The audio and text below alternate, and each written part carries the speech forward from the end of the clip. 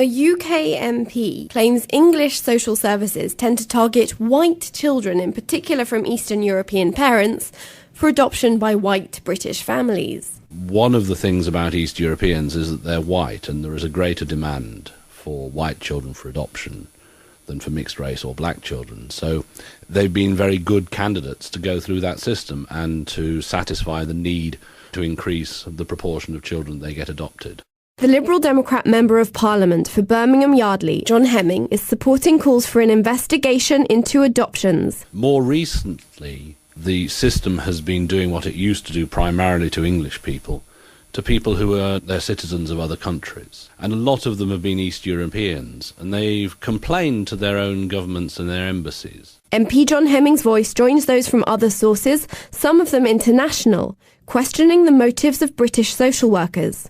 It's even threatening to erupt into a diplomatic row. In the Slovak Republic, the government has given an official statement saying that they've looked at a number of the cases and they think they're wrong and they're not in accordance with the law. One particular case, which has been quite heavily highlighted, involves manufactured evidence as well. The Slovakian ambassador says Slovak parents in Britain should never have their children forcibly taken into care, no matter what the circumstances. We fully respect the UK law and the UK social system. However, we want to be informed about Slovak citizens in a real time, and we want to protect them in a way which is in accordance with international law. This Russian father told me about his own horror story dealing with social services. The family was referred after he took his 4-year-old daughter to hospital with a burn on her foot. What I think was happened, that social workers was trying to make only negative statements. If they didn't find negative evidence, they just make them up, just to blame us in the future for all the problems with the health with our daughter. He has lived in the UK for 6 years as a highly skilled immigrant, but in the social workers' reports, his family were labelled immigration status unknown. His daughter was not taken into care, but he's currently appealing to have 20 other statements on the report overturned that he maintains are untrue.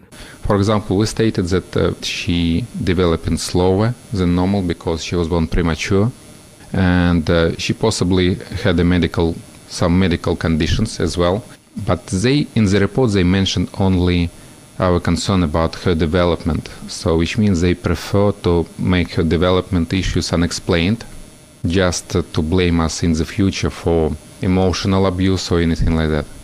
For you, possibly my statements doesn't seem serious, but for people who involved with children, this is quite serious. This means that we are negligent parents. That's what they're trying to show in their report, which is not true, obviously. According to John Hemming MP, this Russian father's experience is by no means an isolated case. I'm in touch with 4 or 5 countries at the moment. It's moving every day, and as we have additional cases and other countries start deciding whether they're going to do the same as the Slovak Republic. I'm not able to name them as yet because I have to be slightly careful about when I can put somebody's head above the parapet. I think they have to decide themselves to put their heads above the parapet. Comparisons between the ethnic breakdown of all children in care and adoption do show that Asian and black children are less likely to be adopted than white or mixed race children. In 2011 to 12, 75% of children looked after by local authorities at any point were white, but white children made up 85% of adoptions. However, it's unclear whether these figures support John Hemming's claims that social workers are choosing Eastern European children to up their adoption statistics. And Sue Kent, from the British Association of Social Workers, denies John Hemming MP's claims that social workers bear in mind the race of a child to achieve higher adoption numbers for their local authority. No, I think I'd have to dispute that strongly, because every child that's waiting for adoptive parents, there's about 5,000 children, and there's at least 2,000 waiting for adoption. I think those are statistics irrespective of their backgrounds, race, culture, etc. And the social worker's job, along with the adoption panels and things like that, would be to match. But it's the court decision that would say whether the plan for a child would be for adoption. So that sounds bizarre to me. I'm sorry, I can't accept that. Sue Kent maintains that alternative cultures can be the cause of misunderstandings and that our social services are necessarily strict. it's quite interesting that we've got this from an outside perspective, but inside there is a huge concern. And actually, in fact, social workers have said themselves that spending time, they're very stretched. They've got, not as many resources as they should have, but trying to protect children that may well be being neglected, they're having great difficulty, and there are circumstances where perhaps children shouldn't still be at home, but they are. So it's the other extreme is the image that we get from this country. And in our country, we've seen child deaths, which have caused a huge concern for everybody, for all citizens here, because there have been deaths that have been seen that may have been prevented, and I mean deaths from family members.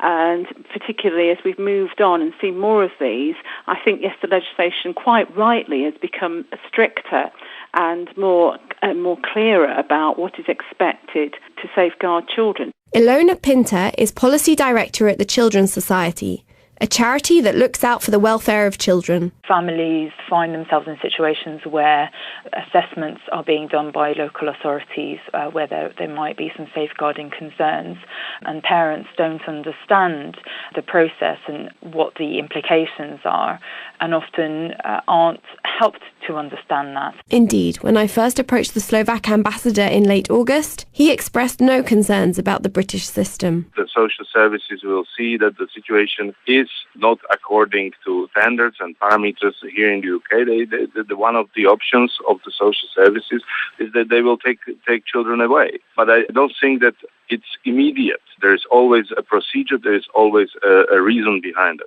But now his view has changed. Coverage on Slovakian TV forced the issue into the spotlight and pressured the Slovak government to look into the matter. And the suspicion remains in some people's minds that in some way it's in social services' interests to be seen to be placing higher numbers.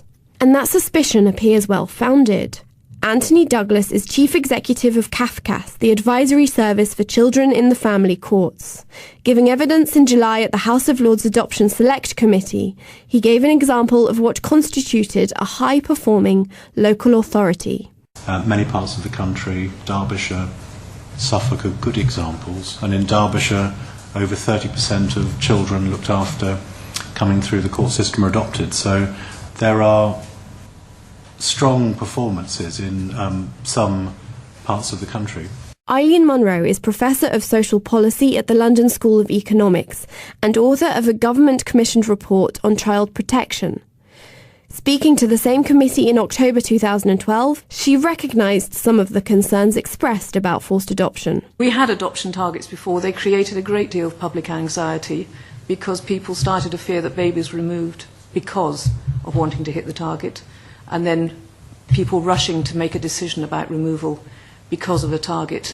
I mean, targets may well, and timescales may well have a place in certain areas of work, but in reality what's happened in the way that they've operated in children's services is that they have become the goal themselves. I heard from far too many social workers that you call an assessment complete because you've met the deadline, not because you feel you've got a decent understanding of the family. Yeah. And I would be horrified to think that a child is forcibly adopted because you've hit a timescale. John Hemming MP maintains that local authorities are still motivated by targets to up their adoption statistics, but that there is an additional motive. Although the national target was scrapped, the pressure on people to increase adoptions didn't go. And if you look at the papers from councils, and I cite Surrey as an example, you'll see that they're still trying to increase the number of children adopted from care.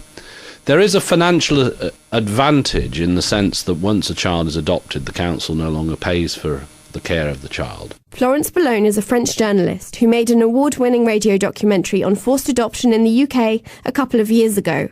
She continues to investigate and backs John Hemming's claims with similar allegations. I thought the first year as I was working on this, I thought it was just a question of mentality. You know, social workers are little people with big power, and in every country, little people with big power are causing a lot of damage to their pair. There is this mentality, and this mentality of British governments who are wanting to decide every personal things for the citizens.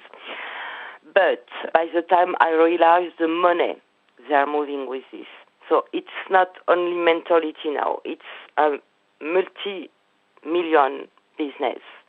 I honestly don't believe at all that they work for the best interest of the child. For me, I think if it was not like this, I would have stopped working on this for long, but I still can't understand how this is happening. But Britain is claimed to have some of the most thorough adoption procedures of anywhere in the world. John Simmons is Director of Policy at the British Association for Adoption and Fostering.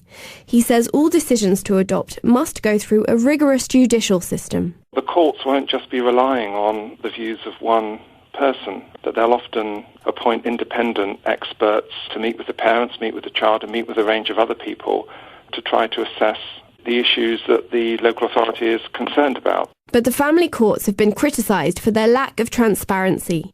Professor Jane Ireland is a forensic psychologist at the University of Central Lancashire. She was commissioned by the government's Family Justice Council to review the quality of expert evidence in family courts. According to her findings published in March, the standard of 2/3 of expert reports were poor or very poor. The Family Justice Council were unsurprised by the report's findings and acknowledged the need for higher standards. I contacted Professor Ireland for comment on whether the situation is any different now. However, following the report's publication, a group of experts reported her to her professional body, and she is gagged until the review is complete. Journalist Florence Bellone says the secrecy of the family courts and the far-reaching power of social workers leave families helpless in the face of injustice. They remove children preventively in case the parents would be bad parents. They have a typical expression which is a risk of future emotional harm. Needless to say that this is the door open for them to do absolutely what they want. For parents like this Russian father, the fear remains. It's not affecting us at the moment because Council said that the investigation is completed, but potentially in the future it could affect our family because in the end of this report they said if our daughter well-being and safety continues to be compromised, they will take further actions. Can you read the words to me? However, if further significant injuries arise, it will be appropriate to assess the parent's ability to protect. Consideration for initial child protection conference would also be a likely way to forward if child's well-being continues to be compromised. So it's quite offensive. So it's make a statement that it is compromised now. Basically, we don't feel safe now because if social workers make stories up, so it's quite clear they, make more stories. Medical negligence, whatever, emotional abuse or whatever, so they can make stories, any stories. The Slovakian government and John Hemming have written to the European Commissioner for Human Rights, asking for an investigation into the unjustified adoption of children in Great Britain. John Hemming is also introducing a bill to Parliament to increase the transparency of the family courts.